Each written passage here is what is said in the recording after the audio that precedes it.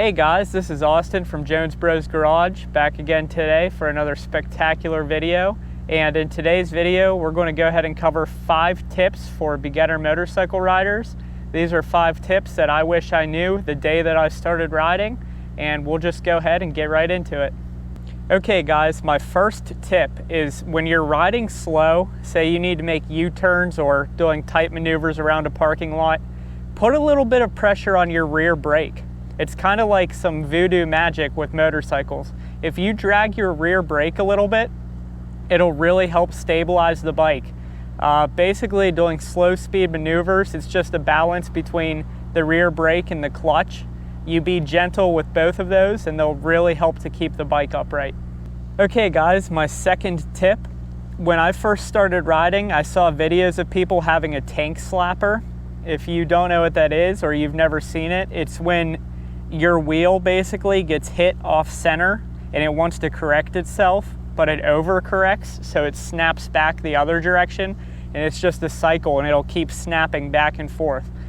When I first started riding, that was one of my biggest fears. I'm sure for a lot of riders, they fear that, or maybe, you know, people that are into track are pretty used to that, but that is something that can occur on a motorcycle. And one of the best ways to prevent that are not to grip the bars too tightly. A lot of beginner riders, they want to just death grip the bars, especially if you're in a situation where you're nervous. Even if you're in an emergency situation, you don't want to be death gripping the bars. You want to let the bike do what the bike wants to do. So you be light on the bars and you let the bars go where they want to go. If you hit a little pothole or divot in the road and the bars kind of jerk a little bit, that's okay. You just want to stay light on them. You don't want the bars to kind of like snap a little bit and then you death grip them. That's just not great. You want to be calm and controlled every time you're on your motorcycle, and being nice and light with your grip on the bars is a really great way to do that. Okay guys, my third tip, if you need to do any maintenance on your chain, say you need to lube your chain, which you should be doing every 600 miles or so, but you don't have a rear stand. This is a situation I found myself in as a beginner, and I wasn't really sure what to do. You know, some people, they'll lube a small area of the chain and then roll the bike, lube another area of the chain. That's really slow, and honestly, it's kind of frustrating. A really easy tip I have for you guys on how you could do this without a rear stand is if you have another person to help you, you could actually use your kickstand to hold the rear wheel off the ground, and that way you could lube your whole chain all in one go without a rear stand. Okay guys, number 4, and this is a big one that really could help you out and could definitely save your life. When you let off the throttle on your motorcycle, you should feather either your rear or your front brake a little bit. The reason for that is a motorcycle, it kind of works similar to a manual car, to where when you let off the gas, it's going to start engine braking and it's going to start slowing down.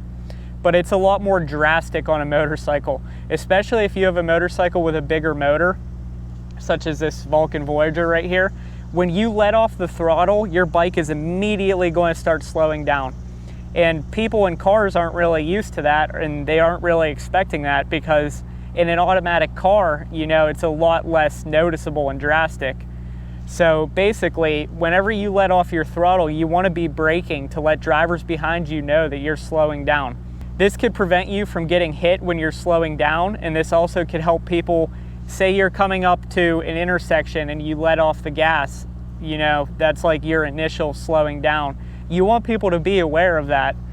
You don't want people just to not be paying attention, you know. Even if somebody is not paying attention and they're looking somewhere else, when you flash your brake light, it kind of causes them to notice and pay attention because it's a light flashing at them. Okay guys, my 5th and final tip for this video is that if you're trying to start your bike and it's not starting, check that your kickstand is up. Most modern bikes will not start with the kickstand down because they have a sensor that won't allow them to start unless the kickstand is fully up. Sometimes those sensors could go bad, and that could also be a reason why your bike isn't wanting to start.